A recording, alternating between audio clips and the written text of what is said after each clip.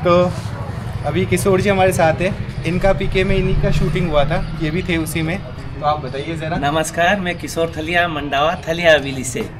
यहाँ जो थलिया हवेली है इसमें पीके का शूटिंग हुआ था। बजे वाला आजकल कच्चे धागे मनोरमा जदी में आप गर्लफ्रेंड अभी पिछले महीने हुआ है। तो जुमरत सैफ अली खान का एक फरहान रखता है 120 बहादुर भी यहीं शूट हुआ है। गाने को अभी 5 रोज़ पहले यहाँ वो मासूम शर्मा आया था, प्रांजल दया का गाना बना था। उसके पहले एलविस यादव का फर्स्ट गाना ये बना था। मतलब सॉन्ग प्री वेडिंग शूटिंग होते रहते हैं। ये हवेली है जो 200 साल पुरानी है। इसमें आप देख रहे हैं टोटल ओरिजिनल पेंटिंग है, कहीं भी रीपेंट नहीं है हवेली में। ये हमने म्यूजियम बना रखा है, यहाँ खूब टूरिस्ट आते देखने के लिए। इसमें आपको अद्भुत चीज़ें देखने को मिलेगी, आप देखिए अंदर। और मेरी बार में तो मैंने पीके में काम किया था। पीके में एक टाइम पे वो आमिर खान वो डांसिंग गाड़ी में से कपड़े चुरा के पहन के आता है पुलिस के। तो वो पुलिस वाला मेरा यहाँ समोसा का दुकान रहता है फिल्म में, तो मैं लेकर लीजिए समोसा लीजिए। वो समोसा लेता है, 500 का नोट निकालता। पुलिस वाला मैं मना करता हूँ तो कहता है इसमें तो गांधी जी दरकार भी नहीं है। बजरंगी बाज़ार में मैंने वो बिलाल का ढाबा बनता है जहाँ मुन्नी और सलमान खान साथ में खाना खाता, उसमें का मालिक मैं हूँ। अभी वो 120 बहादुर बना था शैतान सिंह जी भाटी के ऊपर। उसमें राशि खाना फाना रहता था, उसमें राशि खाने का पिता का रोल किया मैंने। उसकी शादी होती है अंदर, तो उसमें उसकी गोद भराई है, कन्यादान वो मैं ही करता हूँ फिल्म में। आप तो एक्टर ही हो गए। आप तो बिल्कुल एक्टर ही हो गए। हाँ किशोर जी हाँ, यहाँ आते जाते रहते हैं, एक प्रेम हो जाता है जैसे आप मिले वैसे। तो सही आपसे मिलके बड़ा अच्छा लगा। आपसे मिलके बड़ी खुशी सर। आप कहाँ से? मैं दिल्ली से। ठीक है आलोक जी, जरूर आपका स्वागत है जी। बिल्कुल देखिए।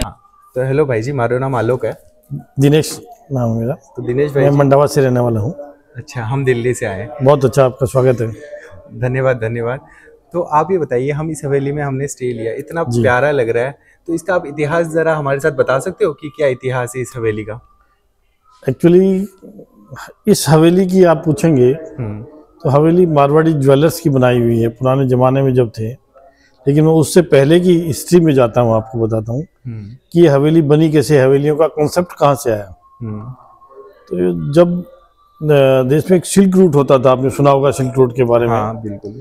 सिल्क रूट के टाइम यहाँ ट्रेडिंग जो होती थी, चाइना से सिल्क आता था अरब कंट्रीज को, इधर अफगानिस्तान, कजाकिस्तान, किर्गिस्तान जाता था। और वहाँ से ड्राई फ्रूट्स और स्पाइसेज आते थे, वो चाइना को जाते थे। ये सारी ट्रेडिंग ऊँटों पे होती थी और ऊँट काफिलों में चलते थे। काफिले होते थे, उन काफिलों में चलते थे। तो उस समय, उस जमाने में काफिलों को लूटने का एक बड़ा वो था, जगह जगह लूट थी। धाड़ेती बोलते थे हमारे शेखावटी में उनको। लेकिन मंडावा जो जगह है, ये शेखावटी का जो इलाका है, ये बहुत पीसफुल इलाका था। तो यहाँ सारे के सारे ऊँटों के काफिले सिल्क रूट के जो होते थे, उनके रुकने की एक तरह से सराय थी कि हाँ कि लूटा ना जाए। क्योंकि ऊँट जो है वो अरबी लोगों के पास ही ज्यादा होते थे। तो धीरे धीरे यहाँ के मारवाड़ी लोग हैं, उन्होंने देखा कि अरबी इधर से सामान इधर ले जा रहे हैं, इधर से इधर ले जा रहे हैं, तो उन्होंने भी उनके साथ धीरे धीरे ट्रेडिंग करना शुरू कर दिया। अच्छा, तो ट्रेडिंग का काम शुरू हो गया। तो ये ट्रेडर बन गए यहाँ के लोग। तो यहाँ के लोगों के पास पैसा आना शुरू हो गया, ट्रेडर बन गए एक तरह के। फिर बाद में जब अंग्रेज आ गए और पोर्ट बन गए, तो पोर्ट्स पे जब काम होने लगा, तो यहाँ के जितने भी मारवाड़ी थे जो ट्रेडिंग करते थे, वो सारे चारों जगह चले गए। उनमें कलकत्ता भी चले गए, मुंबई चले गए, चेन्नई चले गए। इस तरह से सब जगह सारे के सारे वहाँ डाइवर्ट हो गए, वहाँ से पैसा कमाना शुरू कर दिया। अब चूंकि अरबी लोगों के संपर्क में रहे ज़्यादातर लोग, तो अरबी लोगों का रहन सहन देखा। तो ये हवेली का जो कंसेप्ट है, ये एक्चुअली मोरक्को से उधर से आया है।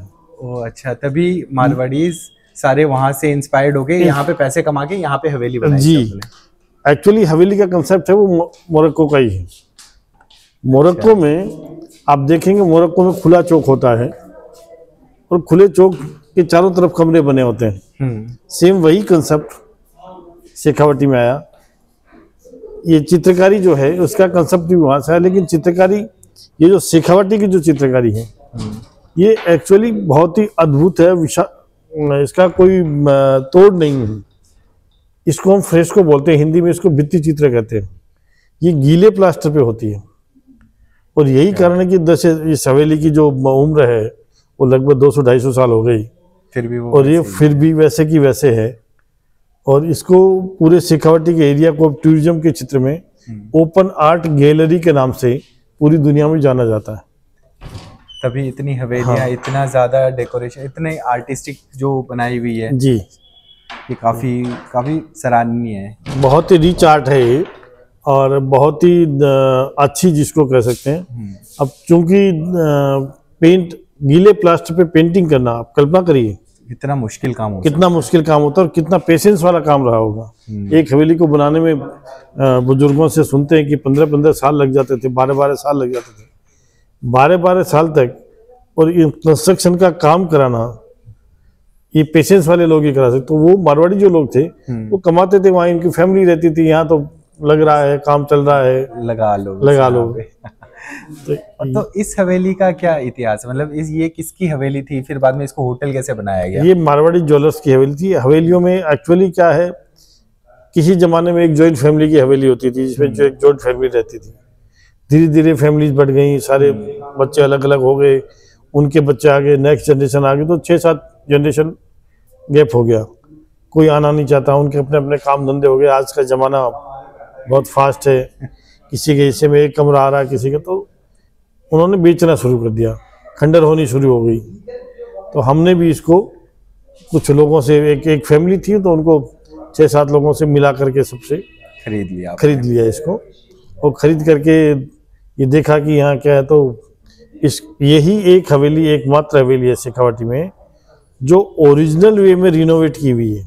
तो चाहते थे तो मार्बल का फ्लोर और टाइल्स ये भी लग सकती थी, बट हमने इसको ओरिजिनल रखा है। हाँ, ताकि वो एक लग्जरी जो पहले वाली जो फील है वो आती रहे अभी भी। जी जी, बिल्कुल बिल्कुल। और ये हमने भी ये चीज़ फील करी, इसीलिए हमें काफ़ी अच्छा लगा यहाँ पे। तो यहाँ पे जो इतने सारे चित्र बने हुए हैं, आप इस पे कुछ बता सकते हो इसके बारे में?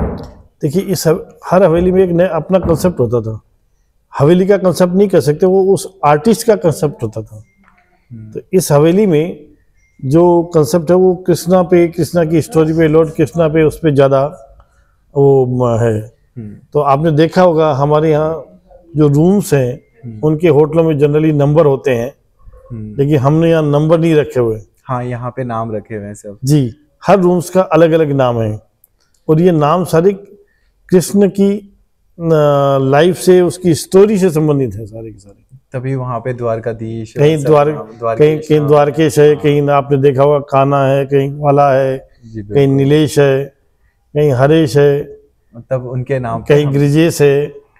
तो ये सब नाम सब हमने कृष्ण पे रखे हुए हैं, कृष्ण से रिलेटेड आपने जी। तभी वही मैं सोचूं कि इतना प्यार, मतलब जो नाम पढ़ के भी लगता है ना कि हाँ कहीं आप रह रहे हो, कोई रूम आपको, जैसे रूम नंबर नहीं दिया गया, आपको दिया हुआ है एक नाम जहाँ पे आप रुके हो। तो आप ये नहीं बोलोगे रूम नंबर 201 में ये कर दीजिए, आप ये बोलोगे द्वारकेश में आप मेरे को ये सामान दे दीजिए। तो ये काफ़ी यूनिक है, आपको इस होटल में आना चाहिए। हमारा फर्स्ट डे था ऐसा हेरिटेज में, and it was quite amazing. और आपसे भी मिलके बहुत अच्छा लगा। आपका बहुत बहुत स्वागत है। आपसे भी बहुत अच्छा लगा हम सबको। बहुत बहुत धन्यवाद आपका। Thank you, welcome.